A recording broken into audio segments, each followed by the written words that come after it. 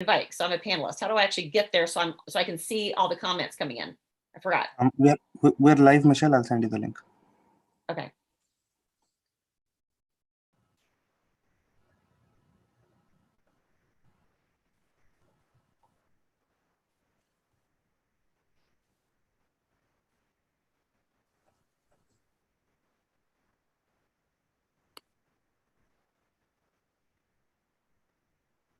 This meeting is being recorded.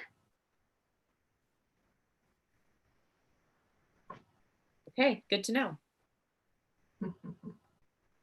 Okay, looks like we are getting ready to start our Hayako session today, Women in Credit, Breaking the Glass Ceiling. And we are just getting started here. We're waiting for a few more folks to join. We're a little bit early, so we're gonna just kind of take a look at see who's coming in on LinkedIn Live. And do we have that link yet? It's a really good question. Can y'all put it in the, here we go.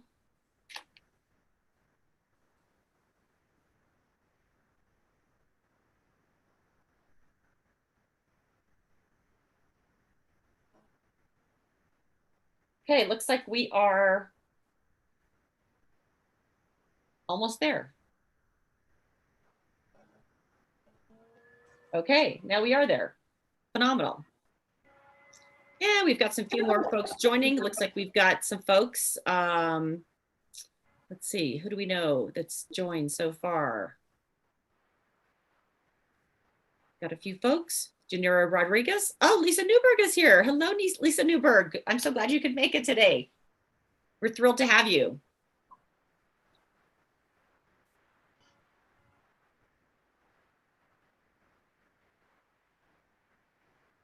And let's see who we've got. We've got a few folks coming in. And we're looking good.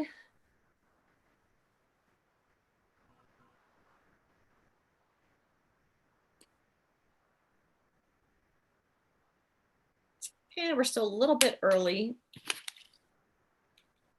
Technically, we're 6 minutes early. So, while we actually have plenty of time here. So those who are already here, let's see, we've got our fabulous panel today with a bunch of women who have been there, done that, been through all kinds of interesting experiences in life and in credit collections.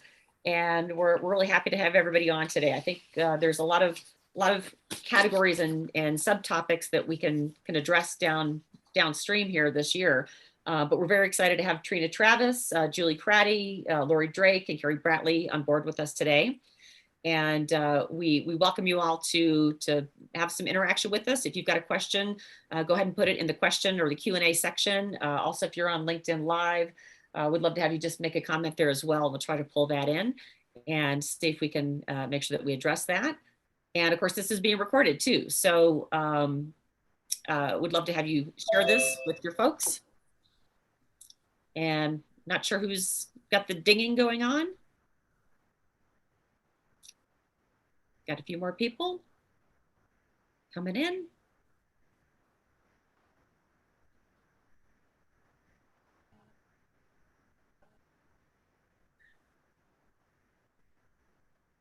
Oh, and Tim Clausen.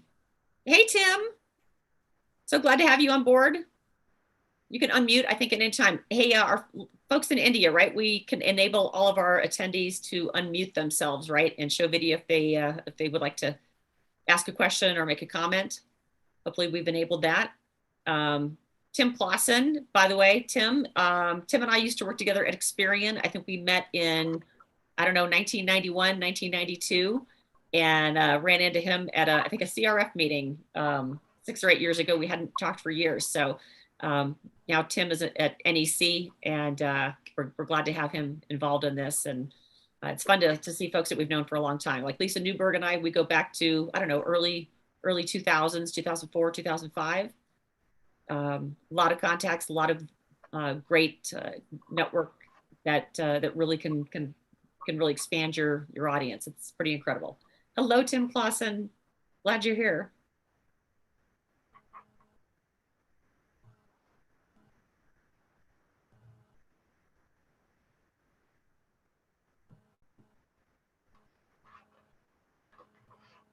And our India folks, are you seeing folks coming in our LinkedIn Live session?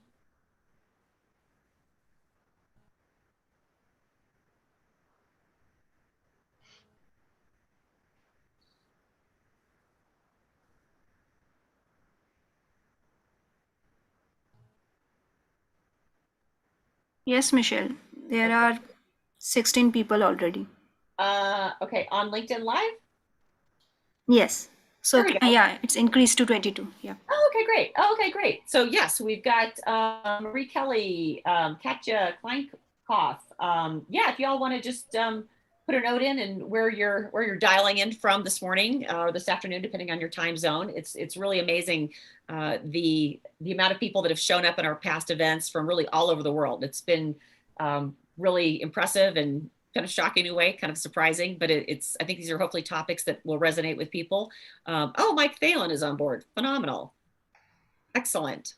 Vivian, Sherry, excellent. We've got some of our India folks on board. Great. Christopher Chabot, excellent. Pet Wellness Company, great. Okay, we're about 2 minutes till.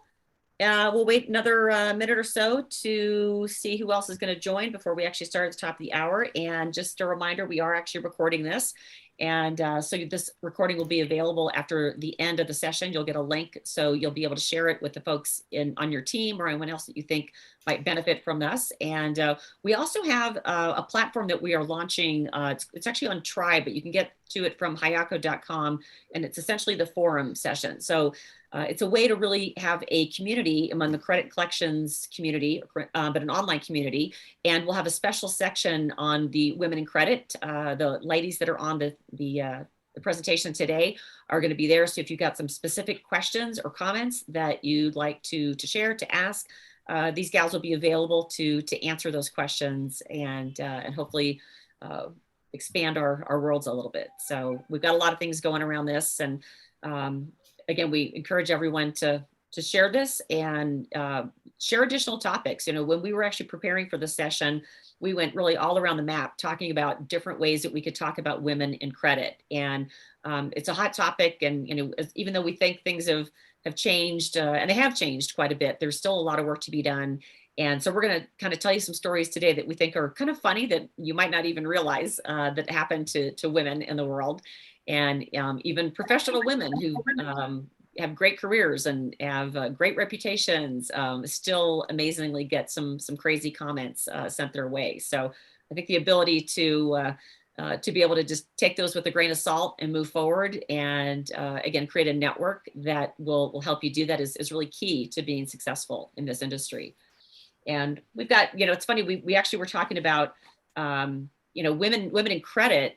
And strangely, the credit world has been very, very favorable to women, more so than a lot of other industries, but other industries within credit, such as construction, is typically kind of a man's world. So there's some interesting stories along those lines about, you know, you're in that world, you're in the quote unquote a man's world, and how do you navigate that successfully without being too meek or too aggressive? It's really a balancing act. And so I think we've got some great stories today that'll highlight some situations that hopefully we can change and improve and maybe get a few laughs from at the very least. Okay, it looks like we're about 11 o'clock and looks like we're going to get going. We've got our folks on board again. If you're late, no problem. Looks like we got some Ferguson folks. Phenomenal. Have you all joining us? We're thrilled that you're here. And okay, thank you again. Today, my name is Michelle Herman, and I am moderating the session yet again today. And this is part of the offering is from Hayako, and we are powered by HiRadius.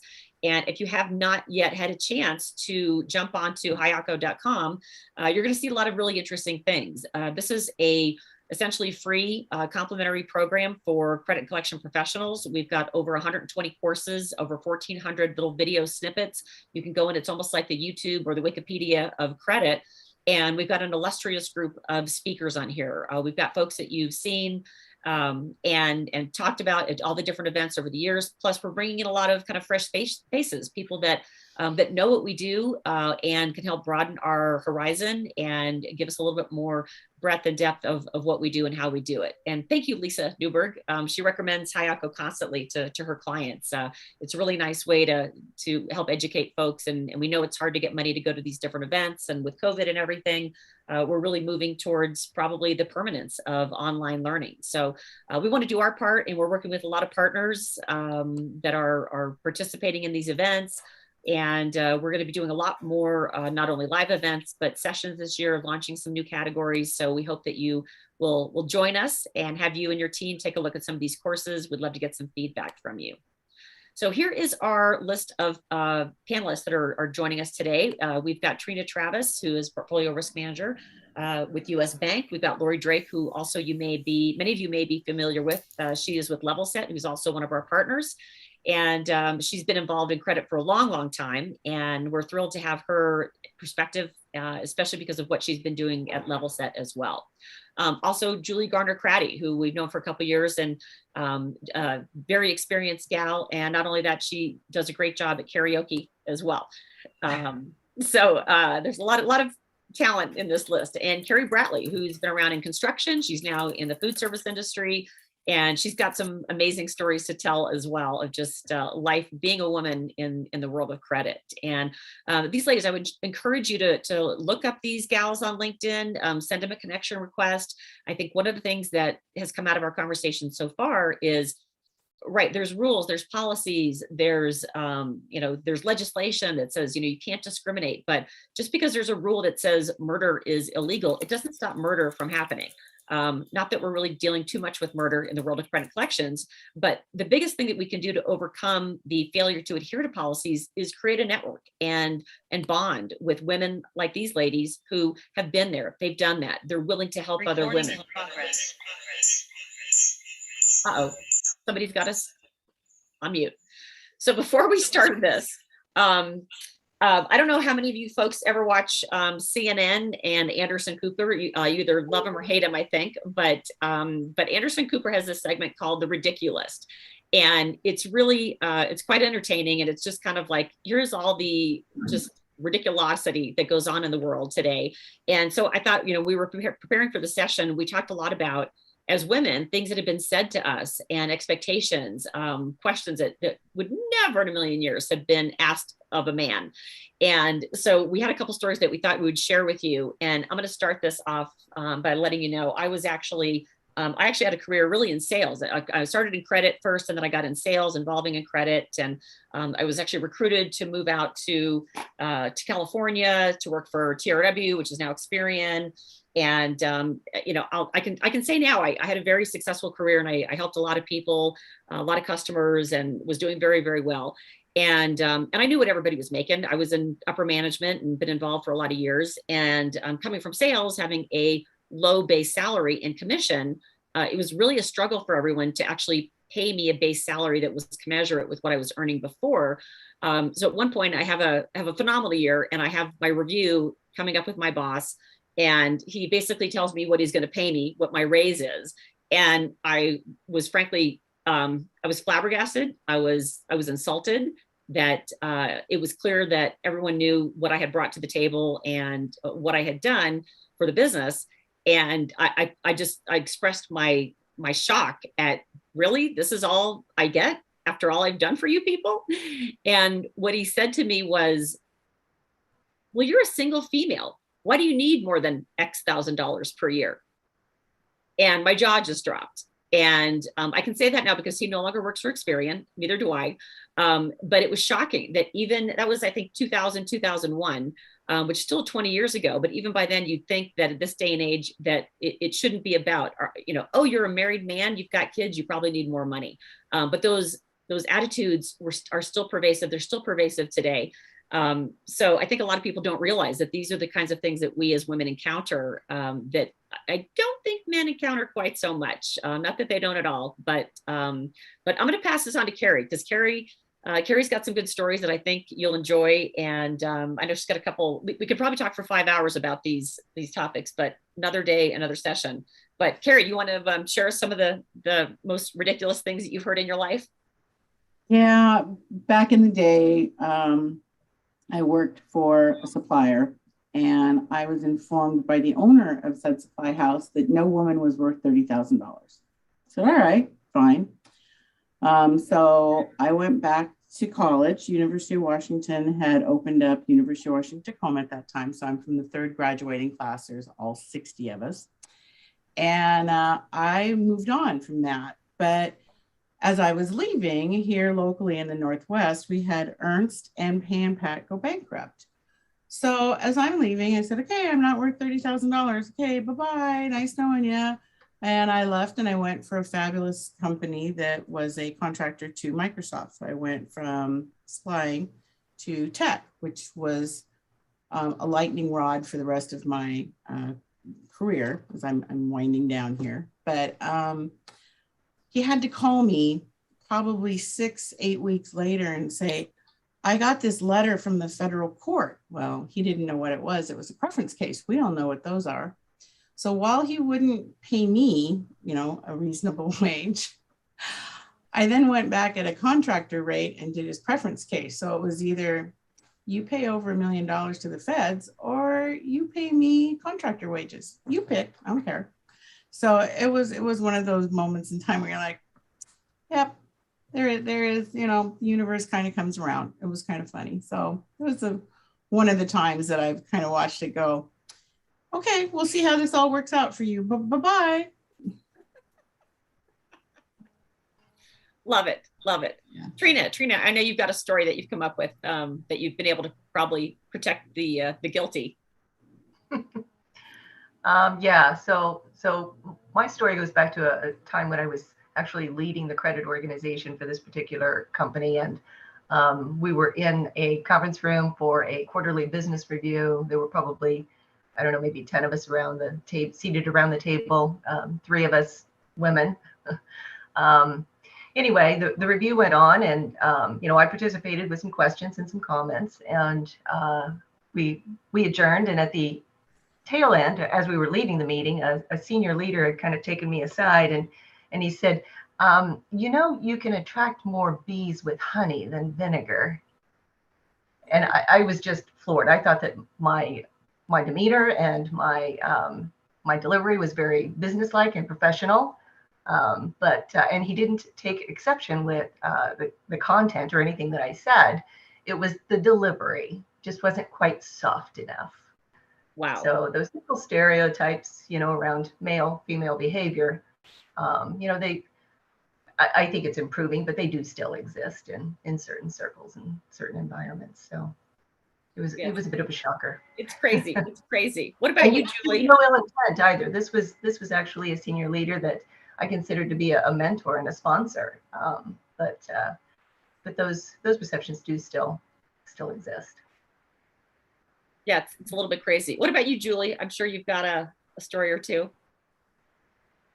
One that really pops into my head. Of course, my dog just started barking right when I'm speaking. Of course. So this was quite a while ago, but I worked for a company that was purchased by another company in the talent area. And so when they came in, they basically did their due diligence and sat down with everybody, all the employees. And I had to just talk to the new owner. And basically he told me, we're not going to need you. We have a man that's in charge of our receivables. I had been with the company for 9 years, an employment agency, excuse me, and lost my train of thought there. And so I transitioned, properly, as we all should. And then he made it very poignant point that, I have a man that's in charge, and that's who needs to be in charge. And 4 months later, that man was indicted for embezzlement of $200,000 from that company. And so, Wow. Yeah, I got a call and I said, no, thank you, I'm good. But yeah. That's incredible. Wow. We need to write a book, I think, on all these. Lori, I'm sure you've got one too. Oh, probably the nicest one I can say is I was at a company for 2 years, was the only woman, and they hired a guy to come in that was basically an assistant. And I knew that he was hired in more than I was. So I asked them about that, and they said, well, you are a young woman. You're not even a mom yet. Easy to say I didn't stay long after that. You're not even a mom yet. Not Wow. even a mom yet. Wow, that's a good one. Yeah, I think is totally deserving of a book, no question. Hilarious. Well, ladies, thank you for sharing that. And I think we need to have a whole session on this whole topic of ridiculosity for sure. So let's go ahead and get into this. We're going to get into our list of questions here. And the first one is really talking about the bold moves that you all have made in your career, and would love to just hear, from a couple of you, what motivated you to do this? What did you plan it, or did it just happen? Were you just in the right place at the right time? Lori, you want to jump in on this? You've had some research. Sure, so I was a credit manager for about 20 years, and it was maybe about 2.5 years ago, I decided that I just needed a break, needed something else. Yes, I'm sure the woman in the construction industry had something to do with it, but I just needed a break. So I kind of pursued maybe sales and anything else really, but nothing really stood out to me. So I took about 1.5 years off, and then Level Set had reached out to me, and we had known in the past, I was a customer of theirs, we had interacted, and they asked me to build this credit manager community for them. So it wasn't really a plan. It wasn't thought about. It wasn't really anything. It just kind of fell in my lap, and it was the best thing ever. Nice. And it looks like it's working out really well. So it's working out very well. Fantastic. What about you, Julie? Well, I've been in credit management my whole career, so I really don't have any stories of transitioning out of that profession. But at one of my previous positions, I was asked to also manage the customer service team along with the accounts receivable team. So I had 32 employees, from 7 to 32 employees, which was interesting and fun. I enjoyed that very much, doing customer service. But yeah, so I would say that would be my biggest transition out of AR, but I was still requested to manage AR to keep it coming along as it did. So. As it did. And Trina, I think you've got such an interesting background going from really accounts receivable credit also into banking. Was that planned, or is that just kind of happened? And if it happened, how do you think it happened? Was it just who you knew? Well, some of those moves, it's basically a combination of, I think, just right place, right time, and then a little bit of planning and forethought. But as I think about a specific defining moment, there's one that really comes to mind. I was working for a company that was going through a downsizing, and my position was eliminated. So for the first time in my career, I actually found myself unemployed, and not by my choice. So I kind of took advantage of that moment. I took a time out to think about what really mattered to me, both personally and professionally. I reflected on, my past employment relationships, both the good and the bad, and what it was that enabled me to thrive and feel like I was able to put my best foot forward. So it really gave me more clarity and more focus in my job search. I was more deliberate in my efforts, and my primary objective, I guess, was to find a good cultural fit. And so I tapped into my network for help and insights, and it paid off. That's actually how I ended up transitioning into the banking industry. And while there's still, a credit and a risk perspective associated with it, it is a different environment. There was there was a pretty steep learning curve, especially going into such a heavily regulated environment. But in all, it really, what appeared to be a huge setback at the time actually turned out to be the best thing to happen to me. So it all worked out very well. That's great. That's great. Carrie, any thoughts on that? Yeah, I think one of my best transitions came at it was an opportunity to make change in the company. So the second generation had taken over from the first generation. And if you've not gone through that transition where like the kids take over from mom and dad, that's an opportunity that so far in my career hasn't been a good way.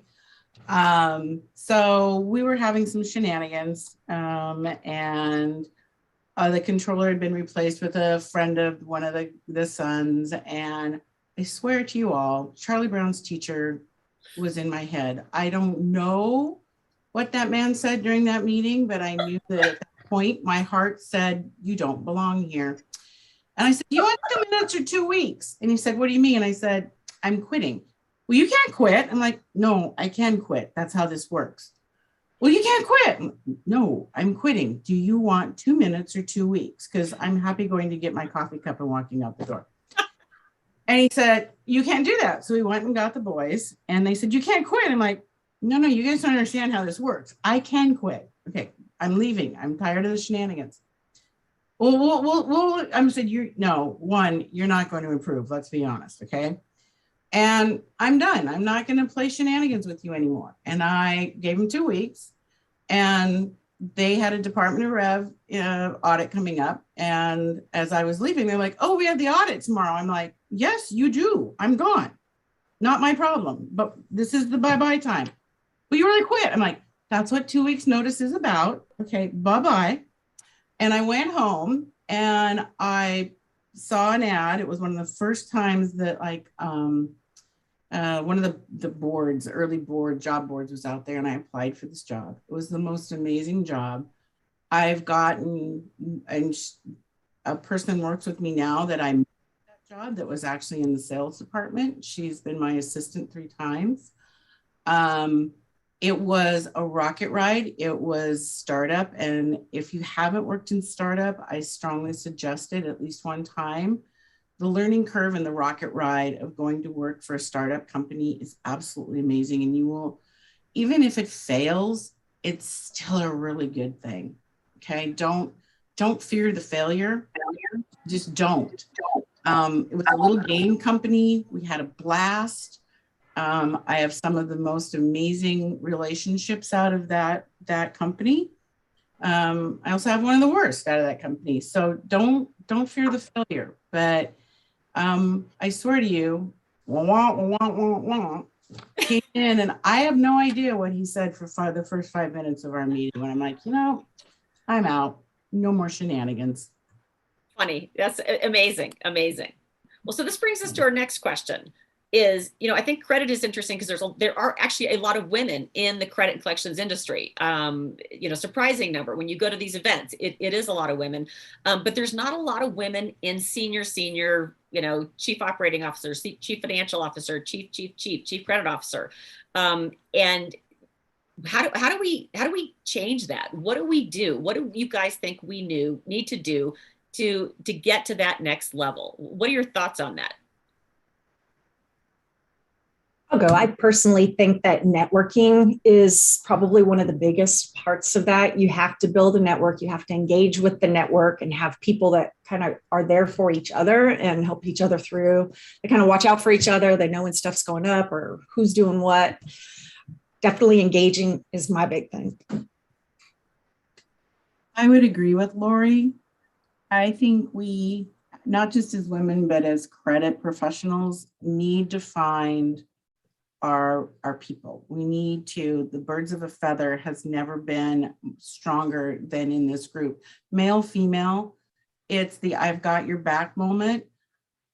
We need to mentor this next crew. Nobody goes to school thinking, I'm going to become a credit manager. There's not a single program out there. We've all either made a concerted choice to go in and go, I'm really good at that. I'm going to go in this direction. I'm really bad at payables. I know that. I have no desire to play in the general ledger. Not my thing. However, early on, I discovered that, I'm pretty good at this credit thing and I enjoy this credit thing and I enjoy this receivable thing. And I like the people. And I love the fact that I have more of a relationship with our clients than my salespeople. Yeah, good point. I do. We are the connectivity to to the sale. and to keep the sale, to keep them coming back. It's our job. And I love the fact I have Christmas cards from people that I worked with 20 years ago. And that's the network. And build your network out and find your people. Find the ones that build you up, not the ones that tear you down. Nobody needs to sit around and knit and complain. We won't call it the other word. But yeah, stop the knitting circles. Get out there and engage. I think that's great. And actually, Julie, I've been meaning to ask you this question too. Julie married Tim Cratty, who is in charge of credit at Kendall Jackson. And so I always wonder what your conversations at night or on the weekends, look like, and what do you guys talk about? And I'm always curious, do you guys ever talk about, just this question, right? Is why is there more men in these upper echelon positions, yet there's a ton of women in this industry? And then what do you think? I mean, from being so close to a man in the credit industry, what do you think? What do you think men think that we need to do that we're not doing enough of, that we could do more of? Well, I'd have to say our conversations are pretty exciting. We start talking about credit reports and all this fun stuff as we're having dinner at night together. It's very romantic. So, but it's nice to have a partner that understands what you do, right? So we do bounce stuff off of each other, and we've been working from home together for the last 2 years, and we're still married. So that's another positive, right? Totally. I personally, what I try to instill in my people and my team is, it seems like every company I've gone into, there's always this us versus them, AR against sales, AR against customer service. And I always try to build that, hey, we need to all be working as one team, working together. And I think that's one of the things that when you're trying to bring departments together and show that, hey, we are after one common goal, which is the company, right? And making our goals. And once people understand that you're there to help them rather than try and make their lives miserable as an AR manager, the visibility is there, and people reach out to you, not just for AR, but for other related, or maybe unrelated, but hey, I need to bounce this off of you. I understand, you're involved with this. Try and get into places that are out of your comfort zone. If you see something, say something, right? Is our new thing, right? But do something, and don't just say, oh, well, that's not my area. So I always try and tell my team, if you see something, let's point it out. Let's work on it. Let's get a group together that is involved with that it impacts. And I think you just get more visibility from the top down when they know that you're a team player and you're really trying to help each other rather than hurt each other. And you're always going to have that one person or two person, right? But that just makes my life easier as a credit manager, because you feel like you can pick up the phone and talk to anybody in the company. Mm-hmm. and they respect what you have to say because they know that you're there to help and not hinder. So that's awesome. Okay, so we actually have a question that came up in the Q&A section. Someone just asked, I am new to a company and my background has been in credit and collections for over 25 years. The company with tenure, I moved up through the ranks, ultimately leading to a leadership role. What advice do you have for me to position myself for a leadership role? I'm currently a credit analyst. Okay, so someone who has been there in a prior role, but now she's starting back as a credit analyst. What advice? How about Trina? Well, I guess I would begin by approaching whoever the management structure is, and basically letting them know that you have an interest in advancing in your career. Be willing to take on some stretch assignments. If you express that willingness, then I think as a manager, it's always appreciated, when someone else is basically volunteering and say, hey, I'd like to have more challenging work, different roles. So that would be basically where I would start, and then maybe kind of tap into your network of of people that are in similar types of roles, and get their feedback and insights into how best to position yourself for advancement. Great answer. I think you're right. All helps. Oops. Let's bring it to the next slide. Okay, here's our next question. We can all maybe get to a leadership role. You get the actual seat at the table. But yeah, once you're there, once you're actually now part of these meetings and conversations, we just talked about a little bit earlier, this balancing act of literally being too aggressive or being not aggressive enough, where we're, someone mentioned earlier, you can attract more with the honey versus vinegar comment. How do you, when you guys are in that spot where you are sitting at the table, you are in that conversation with the senior leaders, what's kind of your self-talk on how do you navigate and read the room and know when to be aggressive and when to kind of sit back? What do you suggest that women do in this situation? For me, it's definitely communication skills. You have to be able to listen. I know there's classes that are taught on that all the time, but you actually really need to listen and then be prepared to speak when you know what you're talking about. Don't just try to throw something out there if you don't really understand the situation, but it's kind of being clear and concise and making it so that they knew you were, aware of what you were talking about, and not just trying to throw stuff out there. I'd agree with Lori. It's know your data. I mean, I've been trying to coach all of my C-suite. DSO has S in the middle, which is sales, while CEI has C, which is credit. So maybe we should use that. So it's know your data and go in over prepared. And I know that puts a lot on people late at night to prepare for some of these C-suite meetings. But if you go in and you know your stuff, and the thing is you know your team, you know what's going well, you know what's not going well, be transparent. Yeah, I would add too, I think it's important to have an awareness and an understanding of the political landscape and structure, because, that's regardless of your gender. There's always some sort of a political agenda. So, having an understanding of what the power structure is and, figuring out in advance how to navigate and integrate your way through that, which, it can feel like an obstacle course at sometimes, but I think it's time well spent if you just develop a deeper understanding.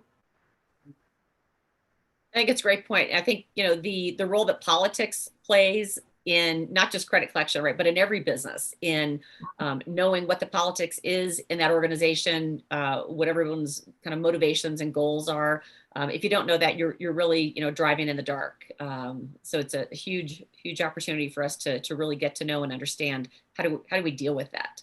Okay, so here's another question about, I think this, the relaunching of a career oftentimes is something that a lot of women, the mothers, anyone who's taken time to actually have children, take some time off to care for those children, getting back into the workforce.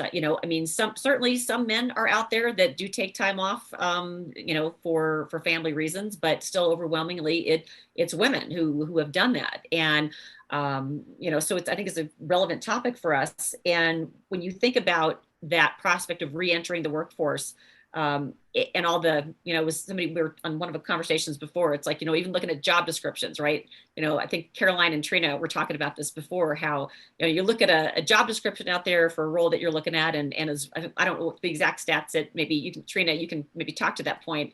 Because I think that's kind of that's a great topic that you were discussing is what do we do that we sabotage ourselves, things that men don't typically do if and when they were in that spot. Yeah, as women, I think we have a tendency to take a look at the laundry list of requirements or qualifications for a job posting. And unless we feel like we are, 95% there, we don't necessarily feel confident enough to apply for that particular role or that job. Where I think I read a statistic some time ago, a man will look at the same list of qualifications or job posting, and if he's 40 or 50% there, he feels like he's got it in the bag. So when it comes to those kind of thoughts, this may sound trite, but when they start to creep into my head, I basically acknowledge them. Often they're rooted in irrational thoughts and fear of failure. So, shine a bright light on those thoughts, challenge them, recognize them for what they are. They're obstacles and barriers of my own making. So I think just a dose of perspective and a little realism helps me to mitigate the doubt and the negativity and just forge ahead. So. Trina, it's kind of funny that you said that. You're talking about the skills and that and the job descriptions. I spent last week interviewing some women for Women in Construction Week. And when I asked them what skills were necessary for the positions, not one really had skills. It was communication, confidence, motivation. It didn't matter what school you went to or what degrees you had or what you did in your last job. It was all personality. So I agree with that. I think women don't realize it's the personality. I mean, they're looking more at, well, they want a bachelor's. I don't have a bachelor's. So they just kind of move on from that. But many of the employers are just looking for that right personality that fits in with the team. Yeah, I think even that word, like fit, it's really not about the qualifications per se. It really is, do you fit within the culture, the personality of that company? Do they want to work with you? Yeah. Because we wonder, like, how did that person even get that job? How did they get hired? They had no qualifications, and I did. Well, maybe then they just didn't like you. They just didn't feel like you would gel with the team. And I think we often overlook that fact that, it's no one's required to hire you because you meet the qualifications. This is a, at will country, essentially, right? You get to hire the people that you want to hire. Yeah. That sure, those skills are a door opener, but they're not necessarily the reason. They don't guarantee you anything. And I would add to that too, that, when I look to hire somebody, I can teach anybody anything if they have the right attitude and the want to learn. And I'd rather have that than someone that has all of this experience, but doesn't glue, if you will, come together as a culture fit. Because that's a hard one if we're not working together. So. Totally agree. Okay, that kind of gets us into kind of our next question about, skill sets required to make a transition, to make a change. And again, it's, the skill set of, the hard skills of, can I do a spreadsheet? Can I, post cash? Can I analyze a financial statement versus personality skills, people skills? When, to continue on what Julie said is that ability to connect with people and to connect with your group. Do you have any stories that you want to share? I know, Carrie, you probably got some good ones. I know you've had a lot of employees over the years that you've had some interesting experiences with.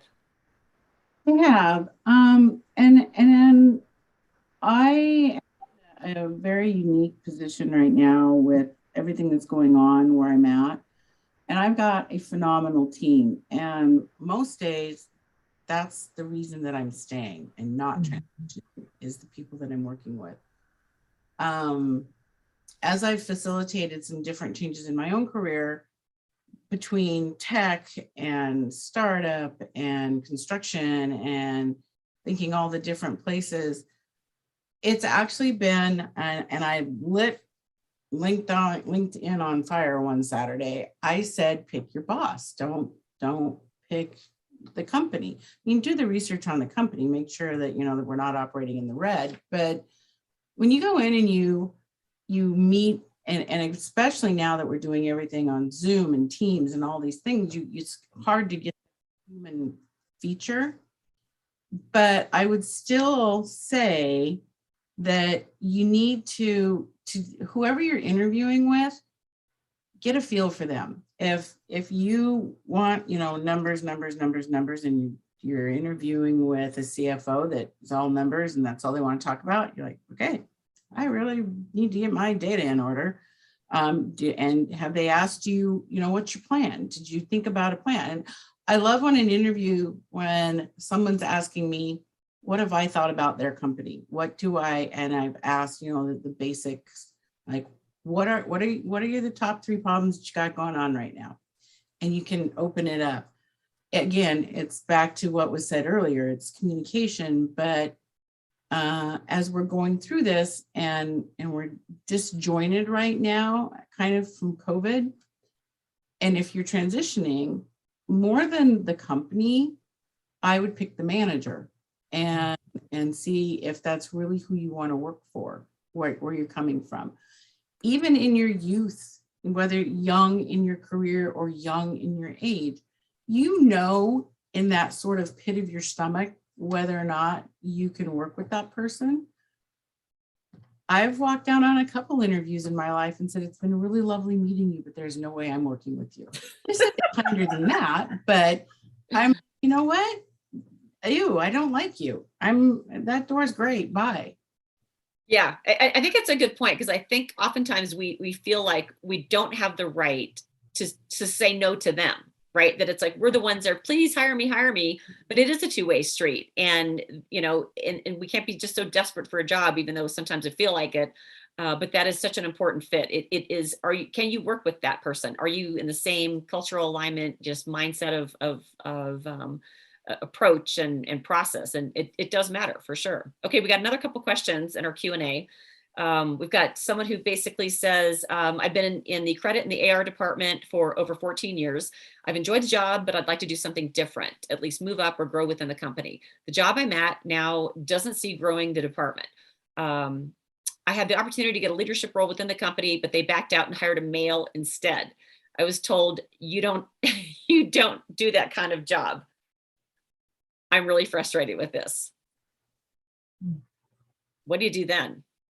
I'm really sad for that person, whoever that is that asked the question. I'm so sad for you. Have you thought about maybe taking another position? You've got 14 years of experience. I'm sure that you've got all kinds of great skill sets that you can take to a company that will appreciate it, because I'm not thinking that you're appreciated right now. Right. Yeah, you know, that's another thing too. It's like, you know, we have some of these preliminary conversations about, you know, when you get something like this happen in a role, right? Someone else, a male gets picked that maybe has less experience, is less engaged with the clientele and your employees. Someone else gets picked, you know, when you leave and just say, that's it, I've had it.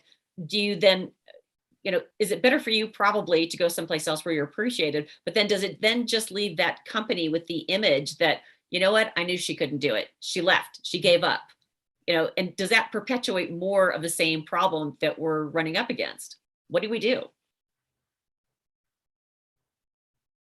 I think it's back to communication and transparency. Mhm. And it's not always that a male it comes in. There's plenty of females that have gotten into positions that you kind of turn your head and go, how'd you do that? Right. Yeah, So true. Yeah, there's a lot of people that you kind of go, so do you have the same last name as somebody? Or what's the deal? Yeah. But again, no, there is some of that, and there is some of that where we just dig our heels in.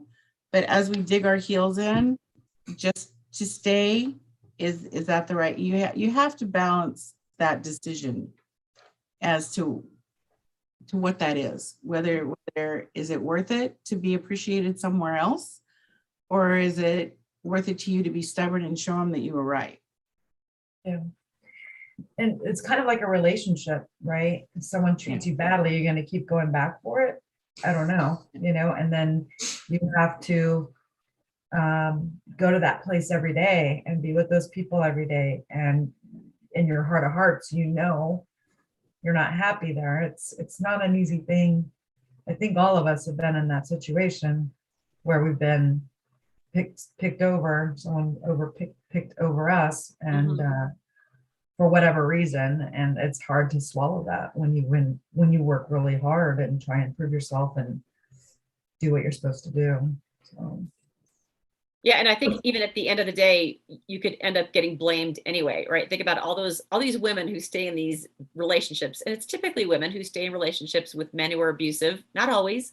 I don't want to get any backlash from this, but you know, when you end up being the Lacey Peterson, and everyone's like, well, why didn't she leave? She was with him for so long. She saw all the signs. It was clear. Why did she stay so long? Why didn't she leave?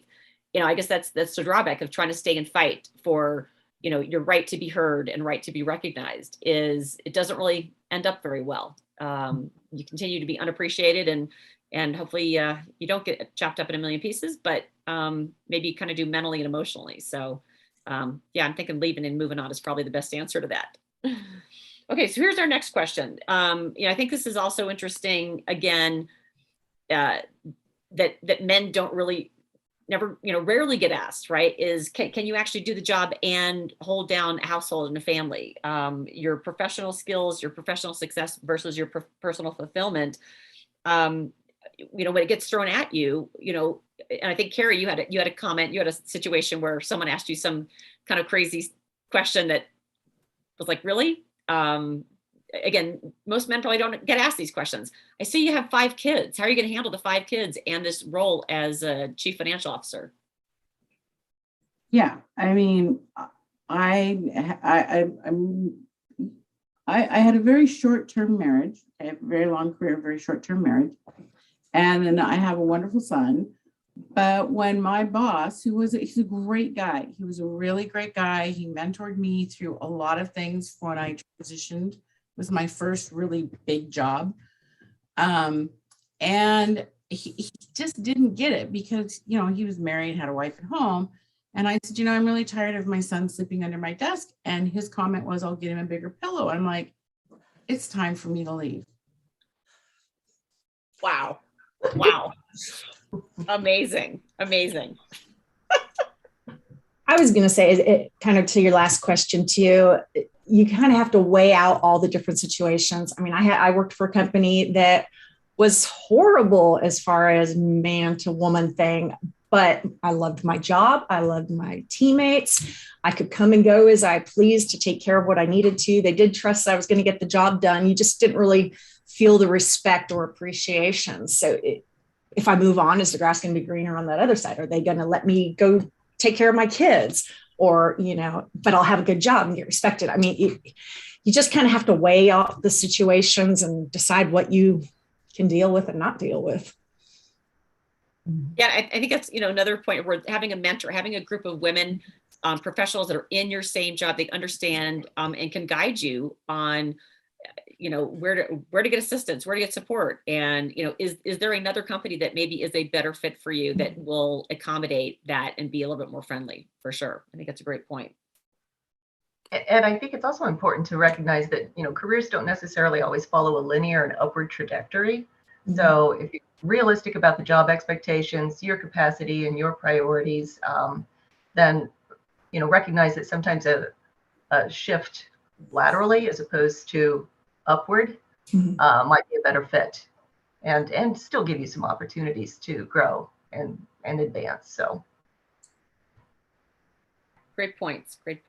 So our next question, the fact that all of you ladies have gotten to the level that you have, can you share any kind of really nice positive examples, things that you were able to bring to a situation, a department, a company that really help foster change that everyone benefited from?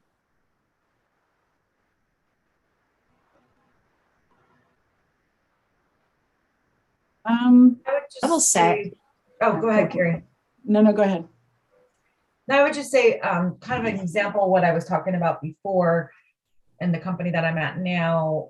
There was a lot of the us versus them. And since I've been there, I've made that very clear that we are to work together, and it's really helped open up the communication and made our department appear more as a partner rather than a roadblock. And that has helped the team, because a lot of the teams have been there for many years and they were used to a certain way. Well, that guy this or this girl that, and I was like, hold it. It took a while to get people used to that type of thinking. But it's definitely helped us look as a true partner of the organization. So. Lori, you have some thoughts? Oh, go ahead, Lori. Well, I didn't know if I was heard earlier, but I was going to say that I know with Level Set, it's construction software and they market to credit managers in the construction industry. Well, when they hired me on, I was able to show and teach and talk. Probably the first 2-3 months that I worked here, everybody wanted to know what a credit manager actually does. And then with that, now they can relate better to, the people that they're talking to, the situations that they're in, and the time of the month, all that sort of stuff. So it definitely made a difference, not necessarily just on the woman's side, but at least being able to offer something that made a change in the company. That's great. I think that's, just the important, like we talk about education, right? And education covers so many different topics and avenues, right? And just who is our customer? Who are we dealing with? Who are our peers that we sit next to that maybe we don't even know what their job is, but we sit next to them for years. We don't really understand the role that they play in the company. Just having that awareness is huge. Oh, Carrie, actually, you know what? We were talking about videos the other day. Yeah. We were talking, I think I would love to share what you have had some of your folks on your team, some of the videos that you suggested that they go out and watch. Oh, yeah. So I can't be everywhere all the time. And I'm very thankful that we have this thing called the internet, or as my godmother calls it, the interweb. Like, okay. I'm able to use TED Talks and my good friend Google. Google has been my best friend. If somebody's having challenges at the office that are really base level communication problems, and it's not just where I'm at now, but where I've been, there's somebody that's had a TED Talk that has said, go do this, or podcasts. I love podcasts. You can get on the road, and here in Seattle, traffic is epically horrible. If you don't need to listen to classic rock or Brahms to get to work, you can actually throw in a podcast on development, on developing your interpersonal skills, how to tone down your type A, because I might own that, how to be a better presenter, practice, how to do things. I've given, I think, just about everybody on my team a TED Talk when we were having a one-on-one, and I'm like, maybe you should do this, or here's a book. When I was working in a healthcare arena, which was not my favorite place to be, I actually used the fish philosophy, because we had horrible morale. Anytime you introduce morbidity rates to the conversation, you're like, oh, I'm out. But through choosing how you're going to operate that day, and at 8 o'clock in the morning, I throw a beach ball at you, it kind of improves things. Okay. It's a hard job. Healthcare is such a hard job, no matter where you are. Mm-hmm. That was it. But yeah, I've used videos and different kind of self-help management things, like whether it's the Edge Institute here in Tacoma, or the fish philosophy just flew out of my head, or TED. We've got great TED Talks, and then you can go down the rabbit hole of TED Talks. Yeah, so true. Yeah, Trina, any thoughts on this topic from your end? I'd have to say any big changes that I've brought have been really more of a team effort as opposed to individual effort.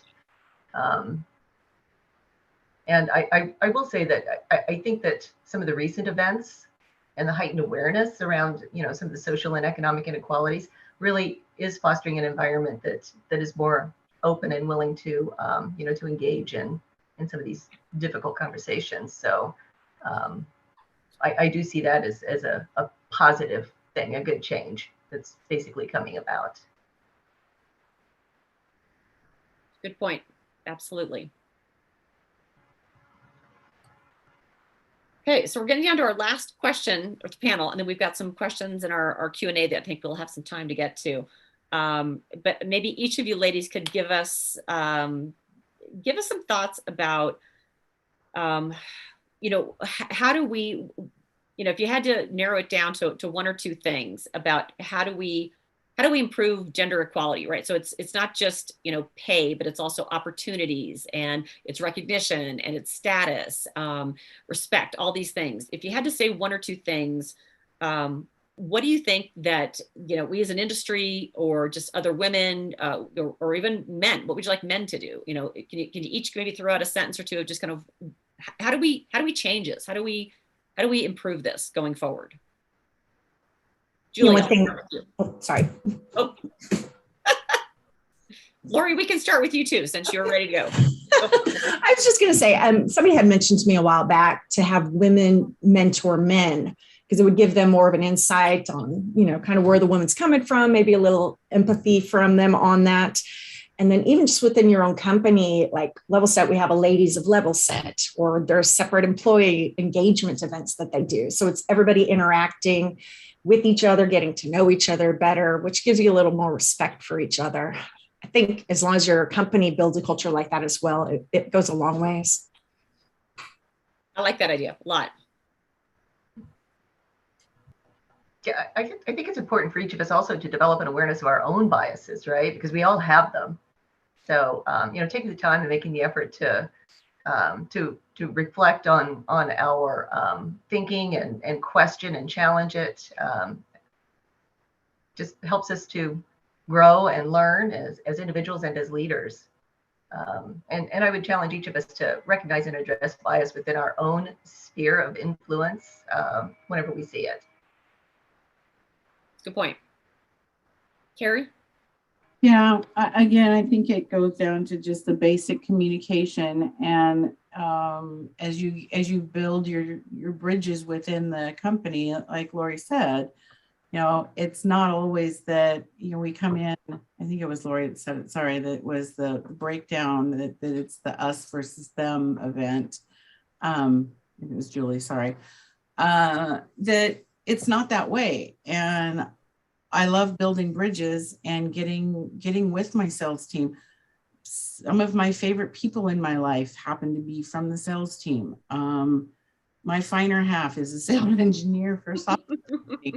I love the sales team. I wouldn't have a job without them, and I wouldn't have a job without my customer service team. And it's getting them to realize that it's one big giant circle, and where are you in that circle? Mm-hmm. Julie, thoughts? Yeah, what Carrie said also, everybody has their great points, and Trina, yes, I agree. We all need to look at ourselves as well. But we talk about men versus women, and honestly, in my career, I've had more difficulty with women than men.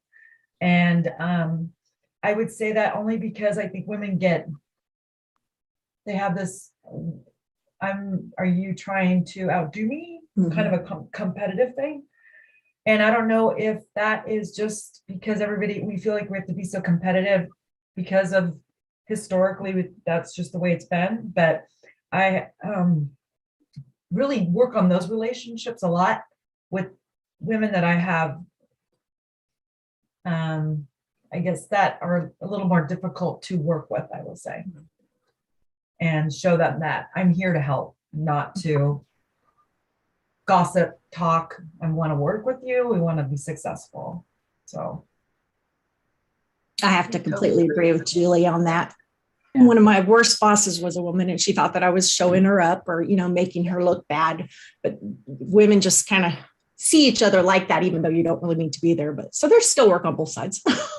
Yeah, I think that's a really fair point, right? It's men are not the only obstacle to women being successful and making more money, and it is other women that always kind of like breaks my heart a little bit every time I see some woman in the news who's like, like when the Leona Helmsley thing happened and the Martha Stewart thing happened, where it's like, here's these women who have been successful and that they're the top of their game and they're making money. And then, something happens and now they're in prison. It's just like, we're making so much progress. What happened? And I don't, always, that's a whole nother topic I'd love to, explore, is that, why is it that some women really do want to bring other women with them and advance them and lift them up and pull them into the situation, and others are so competitive? And you know, I don't know what the dynamic is there, but I've experienced bosses of both stripes, and you know, it's just as hard. It's almost like just dealing with difficult people. You know, how do we get better at dealing with difficult bosses? Is it that we try to get better, or do we just leave and go someplace where we have a better opportunity and there's a better fit?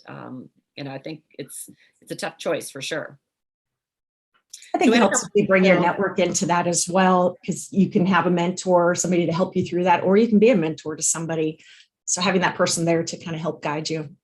Yeah, I think you're right. You know, we talked a lot about mentoring and networking, and you know, I think this is the availability of what is going on now, right now, right?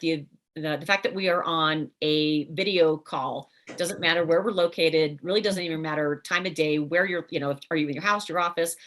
This has now fostered a capability or an ability for us all to really create a bond that we couldn't have before. And I think what's happened a lot in really every industry that I've been in, especially, you know, credit related, really anything, it's when there's live events, you know, guess who gets to go to the live events? The boss.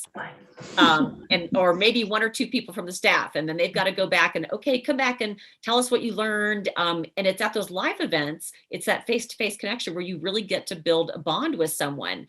And if the boss has historically been a man, well, then it's really hard for the women to build a network. It's hard to just do it. But these types of events, I think even Lori, I think what you guys did, the credit and cocktails with Level Set. I thought that was a a blast. brilliant idea. So we want to have more of those. I think these kind of events, you do get to know each other pretty well, even though we're on a video setup. It all matters, and I think it all helps. So thanks to you guys for sponsoring those. I think they're great. We should do a lot more of them. So okay, back to our list of questions. We got a few minutes left here. And here's one of the questions. So I'm a credit manager. What is the best checklist I should follow for my career advancement? Best checklist. That's a hard one without knowing where they are or where they started.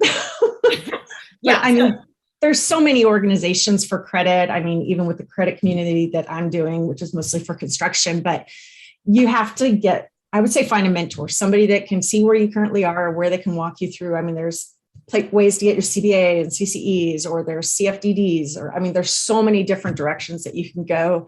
Just having the right person that knows what you want to achieve and where you want to get could help you along the way. I think that's good. And you're right, it kind of depends on where you are. And I think, you know, education, I mean, I think networking is probably the thing that I get the most from all of the questions and the answers to this is everything that you need. If you have the right network in place, you can get it, you can find it, and you'll have people who will help you find that for sure. Okay, one of the other questions we've got on here is, this is kind of related to COVID and the lack of face-to-face meetings or in-person meetings, I should say. What has changed for women in leadership since 2019? Anything?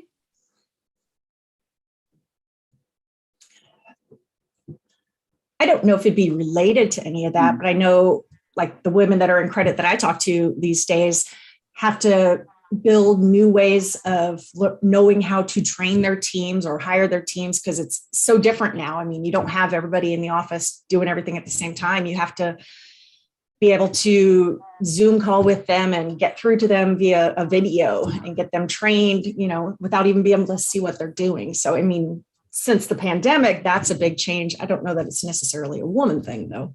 Mm-hmm, mm-hmm.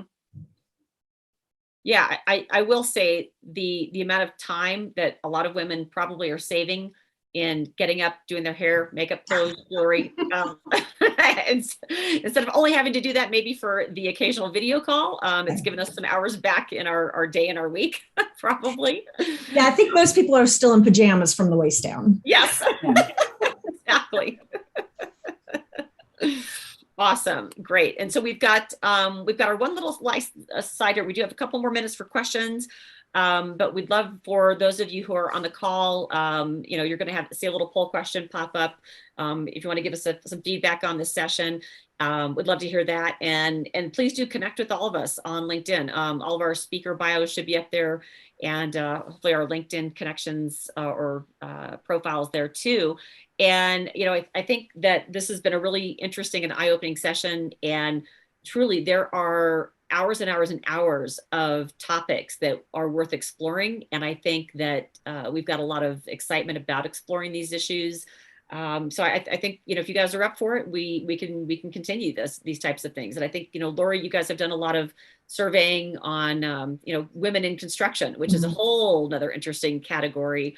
And some phenomenal feedback from that. And I'd love to even, let's take a look at all those responses. And Carrie brings up a great point. We could sit here all day long and talk about the crazy things that have happened to us and how we're pushed down and we missed the promotion. But really the answer is, or I guess not the answer, but the next step is, okay, what are we going to do about it? What are the things that we can take action on? And we are in a good position to do that. And for us to be able to take the reins and say, let's just not sit here and bitch about the way life is. Let's take what works and let's parlay that into actionable sessions, education, events, networking, mentorship. And I love the women mentoring men. It's brilliant. I mean, let's turn some of these things on their head a little bit. And I think the nice part of where we're at today is that we are probably never in a better shape than ever, that to be able to actually do some of those things. So we encourage that. And everyone, thank you so very, very much for joining us today. And we really appreciate it. Hopefully we'll have more of these. And if you're someone who's in the audience and you'd like to be on one of these sessions that I think we'll be having more of in the future, let us know, reach out to us either via Hayako or on LinkedIn. And we'll keep going. We'll keep rolling with the process. And also wanted to invite everybody as well, if you are in the Nashville area. I think this is the next slide. Oh, sorry, already missed the questions because we're running late. We've got another session coming up tomorrow with the Boys Club again, with our friends John LaRocca, Pete Knox, and Bruce Lynn and John Donovan, talking about how do you go from credit manager to CFO? What if that's what your track is, where you want to go to. That's our session tomorrow. We'd love to have your participation in. And Radiance, the Radiance conference, it is happening at the end of April. It's going to be in Nashville. Plenty of COVID safe. I think it's at the actual Nashville football stadium. So plenty of room for social distancing, but lots of fun and education. So if you're in the neighborhood, in the area, we'd love to have you attend as well. And with that, I think we are just about 3 minutes over. So any last comments from any of the ladies that we've got on the panel? I'll just comment on the Radiance. I did your Radiance in Houston a few months back and it was awesome. So I suggest it to people for sure. Fantastic. Carrie, any last parting thoughts? Thank you, Michelle, for the opportunity. And I've loved being here and I wish everybody the best. Thank you. Julie? I just want to be a part of Lori's cocktail credit hour. I'll shoot you a message. We're doing it again. Okay, good. And Trina? It was great meeting all of you. Thank you. You too. Yeah, just thanks for bringing this panel together. It's been a really fun experience. So appreciate that. Great. Thanks to all of you ladies on the call and to everyone that was on the call today that participated. And hopefully we will all get together soon in person and have a couple of cocktails live in person at the next event. So